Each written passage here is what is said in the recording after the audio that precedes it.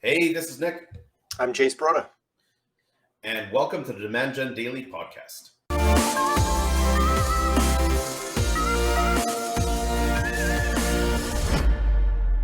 Welcome, and please remember to like, follow, subscribe, ask us questions. We answer questions all the time. And on that topic, we are continuing on with our Amazon series. Jace, what do we have for people today? So if you haven't watched the first of this series that we did on Amazon, Jace Broda, I've managed over 400 brands, FBA brands on Amazon, literally thousands of ASINs or SKUs, parent ASINs on Amazon.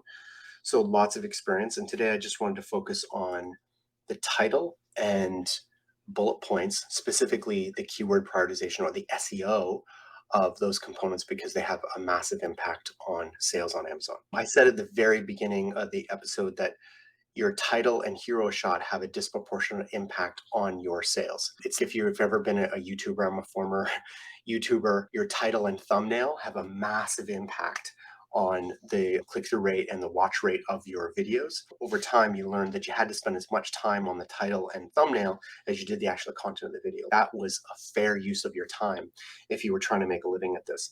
And an Amazon listing is no different. The hero shot and the title are absolutely critical. So today we're talking about the title along with the bullet points. So when you search on Amazon, you go on Amazon.com, you go to the search field and you search, we've been using merino wool socks for men. Okay. So I'm going to see a list of about 50 different product listings for merino socks for men. I'm going to see your hero shot.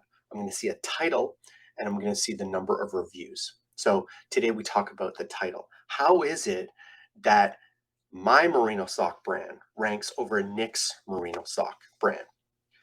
There are many factors, but we'll just talk about the title today. One of the major factors is the keyword prioritization in the title, meaning where are the keywords and what are the keywords that you've put in that title. So the major keyword that in this example, Nick and I, who are competitors in this example, trying to rank for is merino wool socks for men.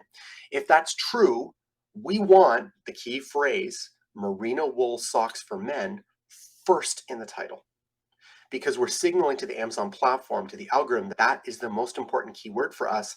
It's the most applicable keyword. It's the most relevant keyword to what we're actually selling, right? It's not a cotton sock. It's not a wool sock. It's a merino wool sock, and it's specifically for men. Okay. If then we have secondary or associated keywords. So winter sock is another one. Men outdoor adventure sock, whatever may be subsequent keywords that I'm going to add to the title in accordance to their value or profitability to us. Okay. If you are, now I'll get back to this. If someone's been on Amazon a little while, they're going to hear what I just said and said, wait a minute, Jace, Amazon says the rules are that you have to put your brand name first in the title and then add your keywords accordingly. Here's the thing. Amazon does not say you must do this. They don't say that they're going to delist you or suspend you if you don't. They make a recommendation to do, and they say the worst that can happen is that they will automatically reinsert your brand name in the first keyword of the title. So unfortunately, a lot of FBA sellers have just by default said, okay, just do it because Amazon suggests it. But the problem is you're giving up the most precious keyword real estate, the most important from a keyword perspective. That is the most important spot in the whole listing. It's right up there with the hero shot. Absolutely critical you get this right.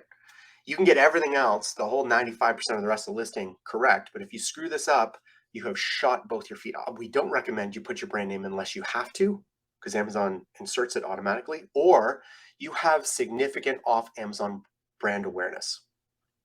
And people, like a higher number of people are searching for your brand name than searching for merino wool socks.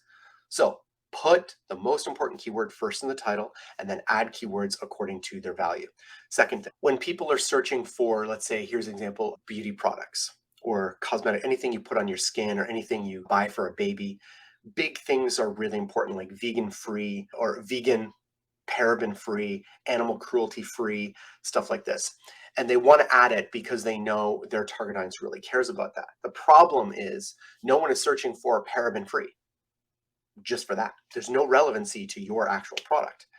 And they're putting it too early in the title. Again, we're prioritizing keywords that are most profitable to us. So if you think it's absolutely critical to have paraben free in your title, then put it later in the title.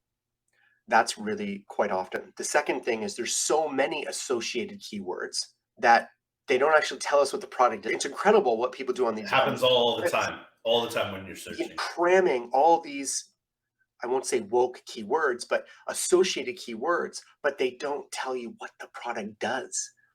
And for a lot of Amazon brands that are native Amazon brands, they launched on Amazon first, they're only Amazon brands. A lot of people don't know what the product really does or why they should care unless you tell them very explicitly. Like sugar-free, an example of this, it's like sugar-free, whatever it is. And it's like, you're putting the cart before the horse kind of thing. Like that's the problem. It's like, they're trying to signal that it's like, we have these things, but it's like from the keyword standpoint, like you're making that now the focal point rather than the product and what it does itself. Yep.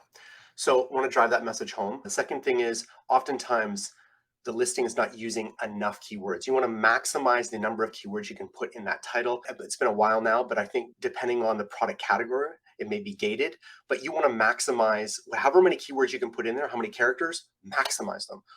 That's like playing poker and folding when you could check. Don't give up a free value, free opportunities. You're giving up free sales if you only use the keywords that you think are relevant. Use as many keywords as you're allowed to in your product category. Okay, let's move to bullet points. So if you go down the listing, you're going to see bullet points. The common practice for a long time has been to break up each bullet point once for human readers and then for the search engines.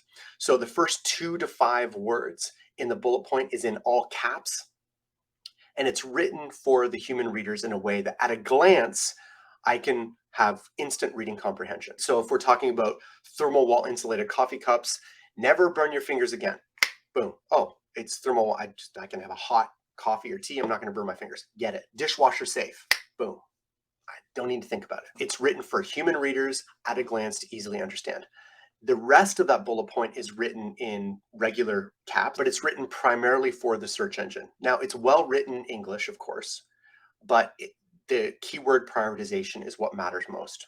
So again, we're adding keywords in order of their importance in that sentence.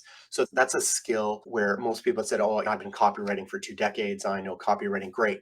You've been writing copywriting for human readers. You haven't writing copywriting for search engines. And on Amazon, you need to do both, okay? So that's bullet points and keyword prioritization for titles and bullet points. Perfect. All right. If some of these things don't make sense to you, please feel free to ask us questions on this. We will answer whether they're direct messages or you're just posting the question below. Please let us know what you think. Next episode, we're going to continue on with our series on Amazon. We actually have quite a bit left. So till next time.